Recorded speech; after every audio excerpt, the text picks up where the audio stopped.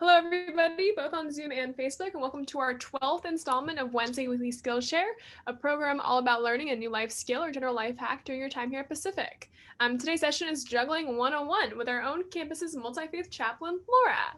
My name is Amber Ratier. I use she, her pronouns, and I'm the graduate assistant of competitive sports and outdoor programming at Pacific Recreation, and will be today's moderator and every Wednesday's moderator.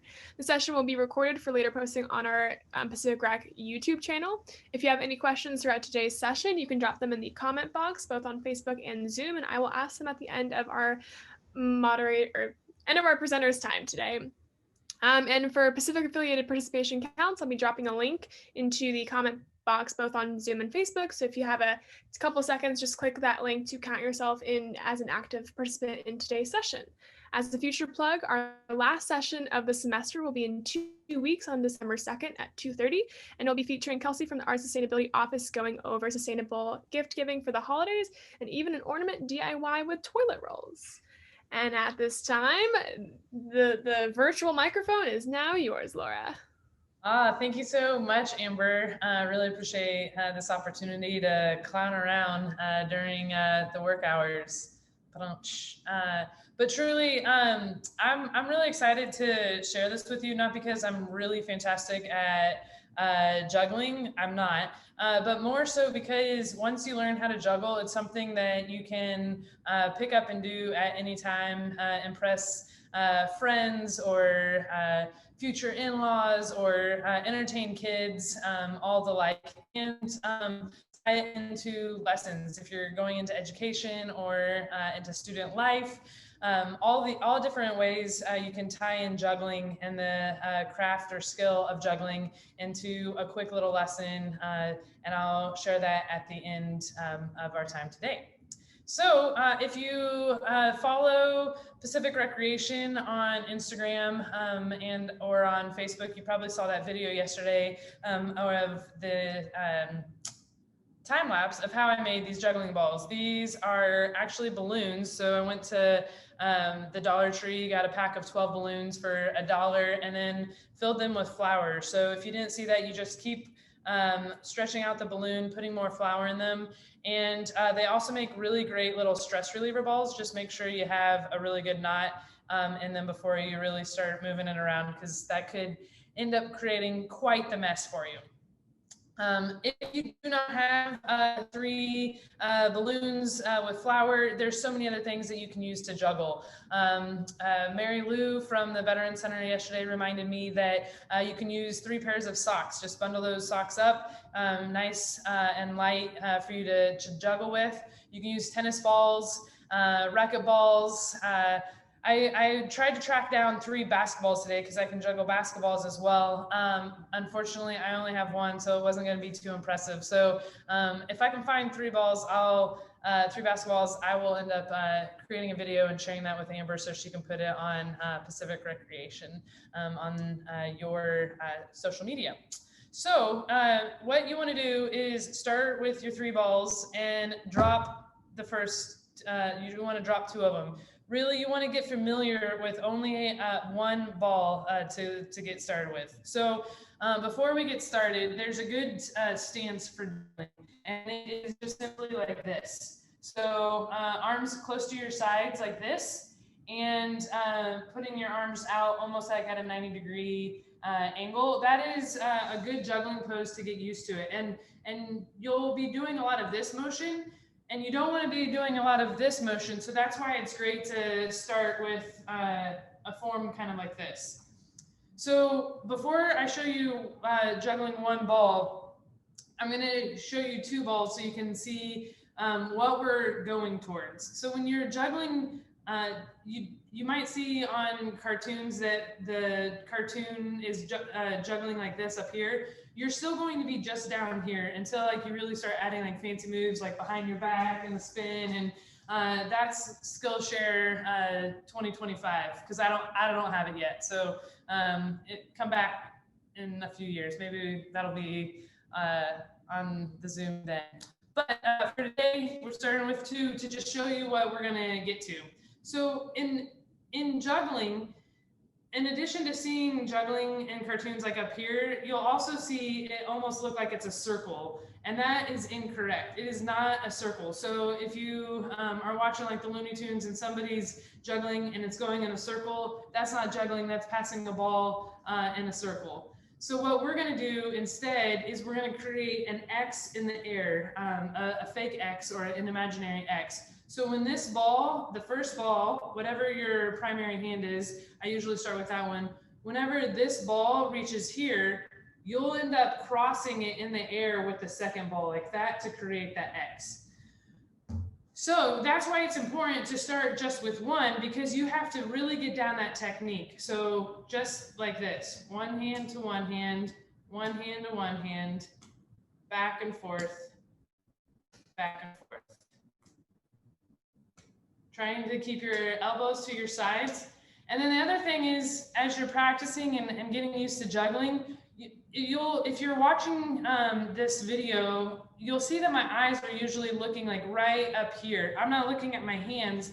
And that's also something you want to get more familiar with and practice, is your peripheral vision of what's happening with the balls in the air, not watching and trying to see where you need to move your hand to, because wherever you end up watching, you'll end up throwing the next ball that way. So as you're practicing one ball, one hand to one hand, just like this, you should have your vision really at the center, like 6 inches above like where your vision line is. One hand to one hand. How's that going for you, Amber? All right. So if you perfect the one hand or the one ball, left to right, right to left, back and forth like this, then you're ready to add the second ball. And here's the thing about juggling. Some people can pick it up in an hour, and some people, it might take weeks of practicing. When I was learning how to juggle, I think I was in the 5th or 6th grade. I'd gone to church camp, and it was one of the like weekly activities that you could go and do. And that's where I actually learned how to make your own juggling balls out of balloons and flour. And I came home from church camp, and then I ended up practicing and practicing and practicing. Some of my friends at church camp, by the end, they were really getting it down. And for me, it took a little bit longer. So by no means should you, at the end of this session today, feel like you're ready to take your show on the road. It'll take practice, and practice makes perfect. When I was getting ready for today, I was going to bring bricks, and I was going to juggle bricks, but everybody kept saying that was a bad idea. And I was like, why? And then it hit me. That's right. All right, so 2 balls. As I mentioned before, after you perfect the one ball, left hand to right hand to left hand, we're gonna get 2 balls, and we're gonna practice that for a long time. If you're not ready for the 3rd ball by the end of this session, it's okay. Just keep working on practicing with the 2 balls. So as I mentioned before, when the first ball, you're thinking of it kind of as an arch, it's about right here. There's this magic pocket that's right here, and then that creates the X. So as soon as it's here, then you'll throw up the second ball and you'll catch that second ball. So again, I'm right-handed, so I usually start with my right, but spoiler alert, we're gonna practice also starting with your non-dominant hands as soon as you perfect your dominant hand. So I'm going to throw this ball, and then as soon as it's here, if you watch, this ball will end up being crossing it in the air. So 1, 2. It's not smooth because there's not 3 balls, so it will end. So it's 1, 2, 1, 2, and you can kind of get that rhythm down. 1, 2, 1, 2. And after you feel like, okay, I'm getting that down, I'm not dropping them, I'm not moving, my feet are standing still, my shoulders, my legs are still like shoulder width apart, I'm not running all over the place, chasing my tennis balls or my balloons or my socks, or if you're like Amber, you're not chasing your mandarin oranges, then you can try starting from your other hand. So instead of starting from your dominant hand, like me, my right hand, start from your left. So left, right, left, right. And you will have to get down the non-dominant hand, because that's what juggling will end up being. It'll be throwing each ball up from right hand to left hand. Left, right, right, left, right, left, left, right.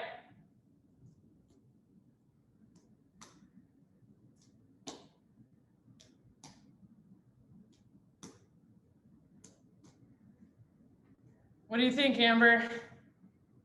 You getting it? All right.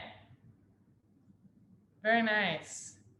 I can't see on Facebook Live if there's anybody asking any questions, or Amber, if you have any questions, I'm happy to pause right here as folks continue to practice the 2-ball.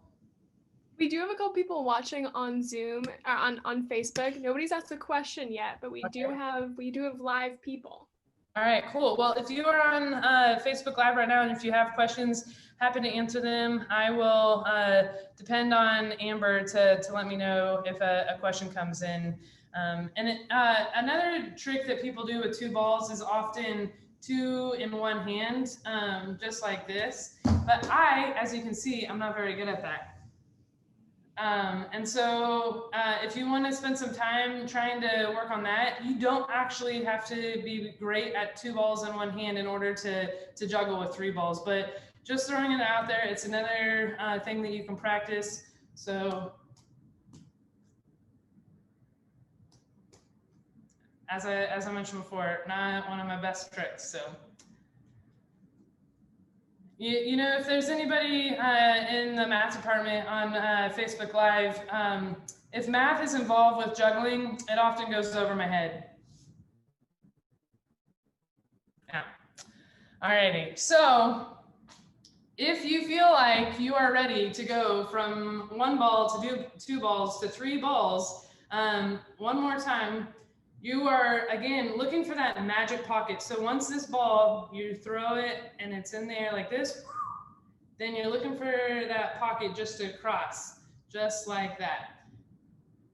And you also want to make sure that as you're doing those 2-ball tosses, that you're being consistent with it. So pay attention also to see, are you throwing them around the same time? So 1, 2. And then if you want to practice throwing them higher, you can even practice throwing them higher. So 1, 2, and then throw it higher.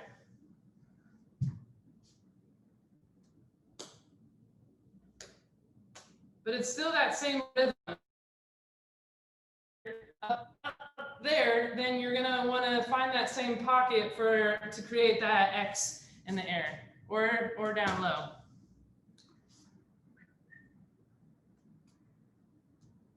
So now we are going to add the 3rd ball, and we're going to stop with 3 balls today. Not going to add in the 4th ball. So this is the last and final step. So if you feel more comfortable with your right hand, you can start with both of the juggling balls in your right hand. If you have smaller hands and you're struggling today to hold both, look for smaller balls to practice with, golf balls, or you know, something that's smaller. And that's why I like also creating your own balloons, because that gives you the chance to add as much flour as you want. So start with your dominant hand.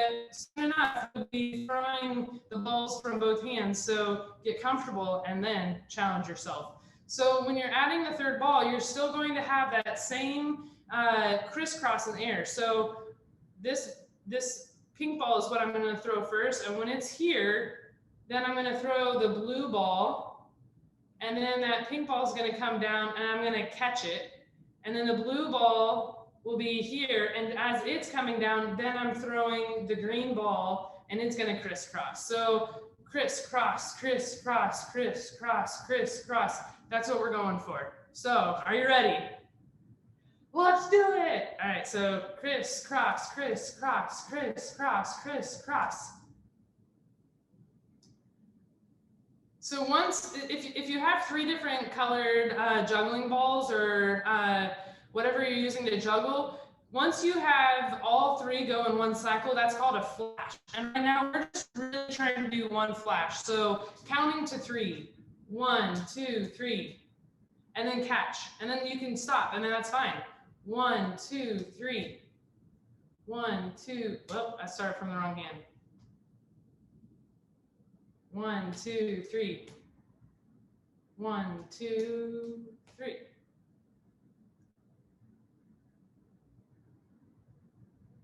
Awesome, it's looking good. So that flash, that full cycle of all three balls, when you are done with it, 1, 2, 3, you'll have the two different. You'll start with 2 in one hand. So I start with 2 in my right hand.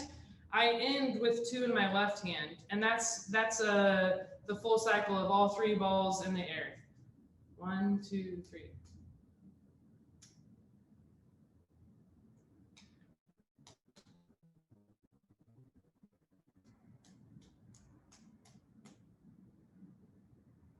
So any questions? No, we are still good, but I would love to know what's the like most dangerous thing that you've ever tried to juggle before? I've juggled bowling balls, and I think that's kind of dangerous because of your toes, but really it's just being quick to move out of the way. I don't get too risky. There's a really bad joke about, this is a really bad joke.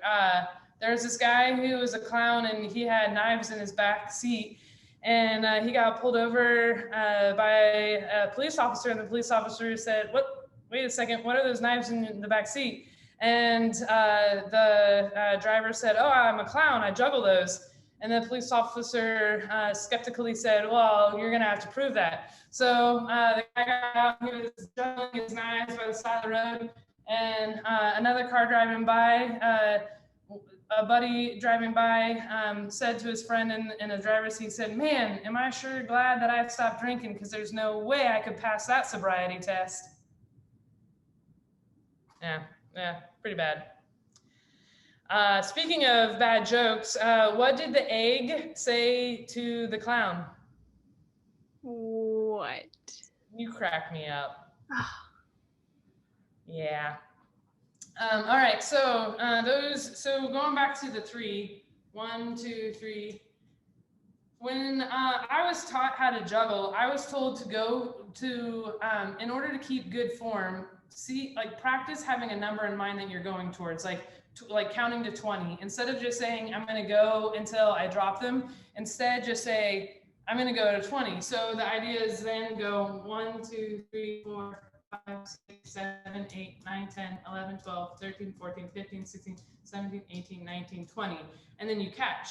The idea is, because if you say, I'm going to keep going until I drop one, then you end up running all over the place and you lose your form. So instead, when one goes out of, so for example, like if I were going to juggle and I throw one like that, I'm not going to run after that one, because after I run after that one I throw over here, then I'm out of form and I'm all over the place then. So it's better to just go, and if you throw one and it's not going, in your frame where I taught you to stand like this, if it's not going to land in your hand, let it go so that you can recoup and start all over again. Does that make sense? All right, cool. So here's my story of why it's cool or beneficial, maybe not cool, that's up to y'all, of having the skill of juggling. Especially if you're going into education or in something where like you just need a lesson in your back pocket. To me, this is my lesson in my back pocket, because I can at any time find 3 different objects to juggle.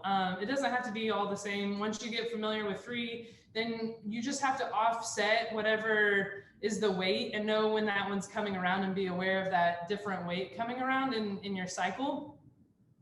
But once you have this down, then you can, talk to kids and say like, and you can take this lesson, put it in your back pocket, and then you can translate it or interpret it into whatever is applicable for you and what you're doing. And so for me, like when I'm with youth, I'm like, it's kind of like juggling. You might have like one thing and you're just focusing on one thing and you're doing really great with that one thing. and you can just, you're doing great. But the more things that you add, the more you get a little bit distracted. So it could be a lesson then on distractions. And you're focusing, but you got two things and they're pulling you in opposite directions.